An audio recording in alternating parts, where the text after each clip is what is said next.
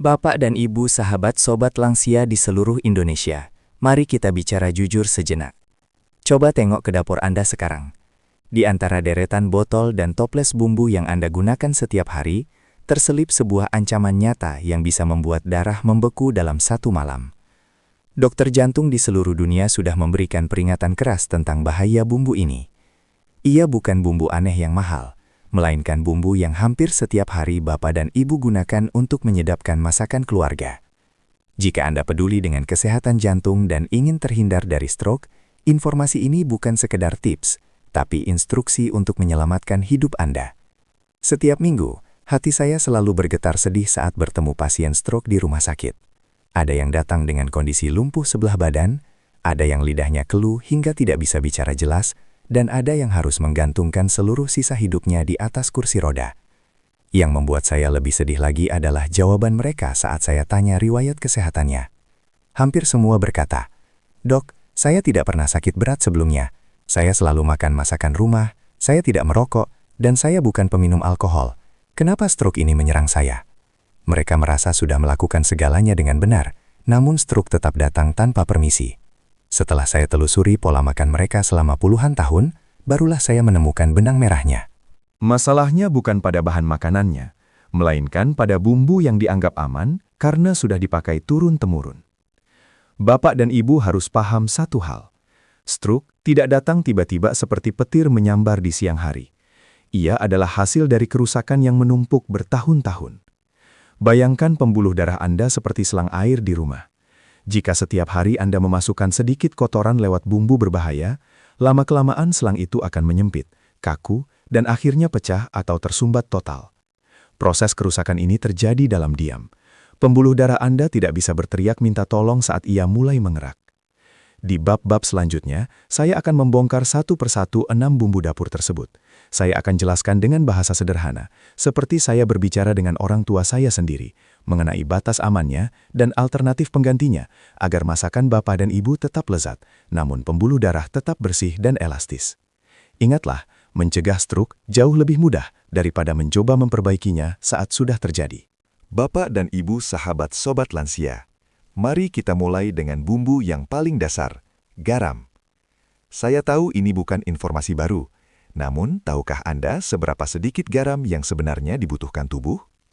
Secara medis, tubuh kita hanya butuh sekitar setengah sendok teh garam per hari untuk menjalankan fungsi saraf dan otot. Namun kenyataannya, rata-rata orang Indonesia mengonsumsi 2 hingga 3 sendok teh setiap hari, itu 4 kali lipat dari kebutuhan. Kelebihan garam ini tidak bisa dibuang seluruhnya oleh ginjal. Ia akan menumpuk dan menahan air di dalam pembuluh darah Bapak dan Ibu. Akibatnya, volume cairan meningkat dan tekanan darah pun melonjak.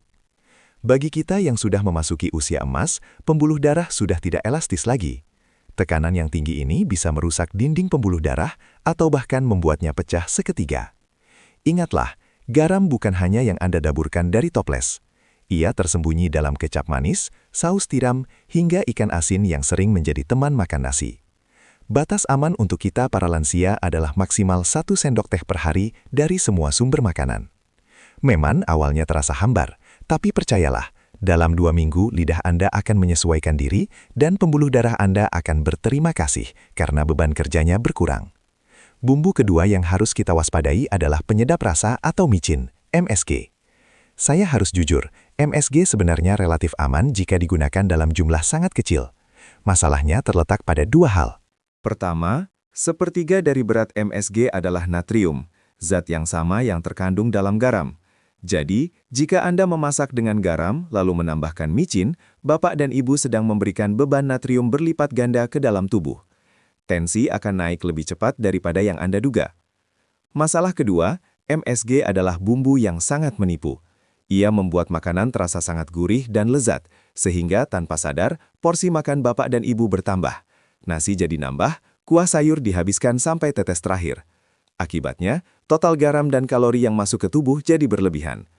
Solusinya, jangan hilangkan sama sekali jika merasa masakan jadi tidak enak, tapi kurangi porsinya secara bertahap. Jika biasanya 1 sendok teh, coba kurangi jadi setengahnya. Ganti rasa gurih tersebut dengan bawang putih atau kaldu jamur alami yang lebih rendah natrium. Dengan mengurangi ketergantungan pada dua bumbu ini, Bapak dan Ibu sedang melakukan langkah besar untuk menjauhkan diri dari ancaman stroke. Bapak dan Ibu sahabat sobat lansia, kita masuk ke bumbu ketiga yang sering kali menipu kita karena rasanya yang manis dan nikmat. Gula. Kebanyakan orang mengira gula hanya menjadi urusan mereka yang menderita diabetes atau yang takut gemuk. Namun sebagai dokter jantung, saya harus memperingatkan bahwa gula berlebihan adalah musuh nyata bagi pembuluh darah. Ketika kadar gula dalam darah Anda terlalu tinggi, terjadi proses kimiawi yang disebut glikasi. Dalam proses ini, molekul gula akan menempel pada protein di dinding pembuluh darah, membuatnya menjadi kaku, rapuh, dan tidak elastis. Bayangkan pembuluh darah yang seharusnya lentur seperti karet, berubah menjadi keras seperti pipa paralon yang mudah retak. Kondisi inilah yang sangat meningkatkan risiko stroke. Masakan Indonesia, mulai dari semur, gudeg, hingga sambal, seringkali menggunakan gula dalam jumlah besar agar rasanya seimbang. Belum lagi tambahan dari teh manis atau kopi saset. Batas aman konsumsi gula tambahan untuk kita adalah maksimal 6 sendok teh per hari. Jika Bapak dan Ibu masih sering ngemil kue manis atau minum minuman kemasan, kemungkinan besar asupan gula Anda sudah jauh melebihi ambang batas aman dan sedang perlahan merusak dinding pembuluh darah Anda. Bumbu keempat yang tidak kalah dahsyat bahayanya jika tidak dikontrol adalah santan kental. Santan memang menjadi jiwa dari masakan Nusantara seperti opor, rendang, dan gulai. Namun, di balik rasa gurihnya yang creamy, santan kental menyimpan lemak jenuh dalam jumlah yang sangat tinggi.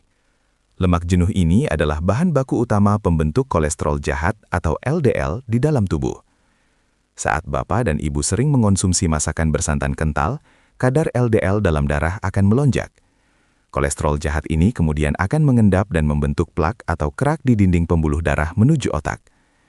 Semakin sering Anda makan santan kental, semakin tebal plak tersebut menumpuk hingga aliran darah menjadi terganggu. Solusinya bukan berarti Bapak dan Ibu harus berhenti makan makanan bersantan selamanya, itu terlalu ekstrim. Solusi yang lebih bijak adalah dengan mengurangi kekentalannya, gunakan santan encer, dan batasi frekuensinya. Nikmatilah hidangan bersantan kental hanya pada acara-acara khusus saja, misalnya sekali atau 2 kali dalam sebulan. Dengan menjaga asupan gula dan santan, Bapak dan Ibu sedang menjaga agar jalan raya aliran darah di tubuh tetap bersih, lancar, dan terhindar dari kemacetan yang berujung pada stroke. Bapak dan Ibu sahabat sobat lansia, kita masuk ke bumbu kelima yang sering kali dianggap sebagai bentuk penghematan di dapur. Padahal sebenarnya adalah ancaman nyata. Minyak goreng bekas atau jelantah. Kebiasaan menggunakan minyak goreng berulang kali sampai warnanya berubah gelap dan berbau tengik sangat umum di Indonesia. Alasan utamanya biasanya adalah ekonomi.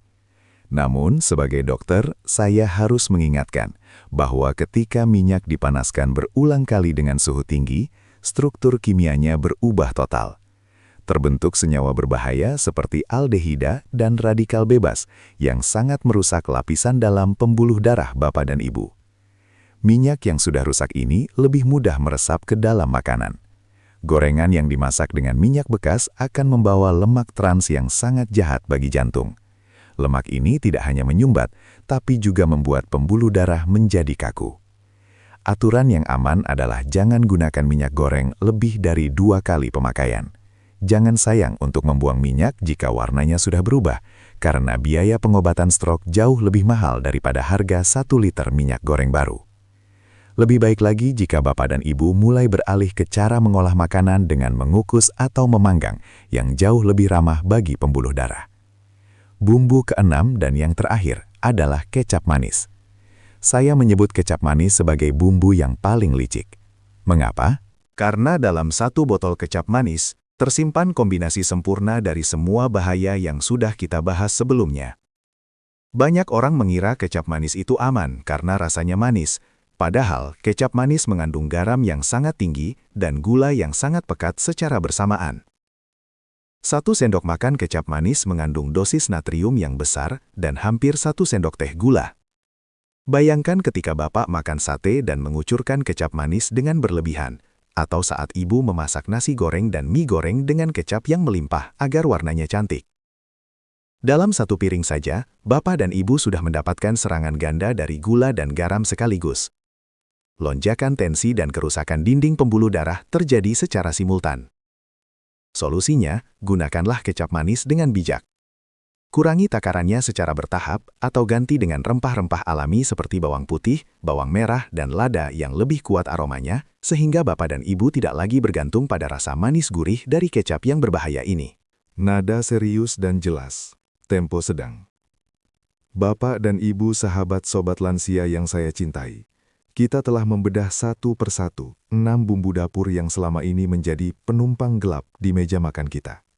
Mulai dari garam yang menaikkan tensi, gula yang mengeraskan pembuluh darah, hingga kecap manis yang memberikan serangan ganda.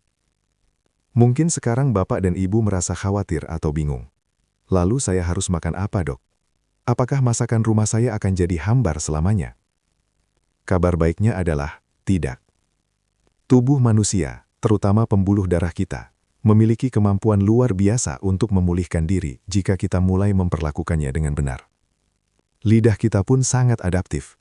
Jika Bapak dan Ibu mulai mengurangi bumbu-bumbu tersebut secara bertahap, dalam waktu 2 hingga 3 minggu, sensitivitas lidah Anda akan kembali.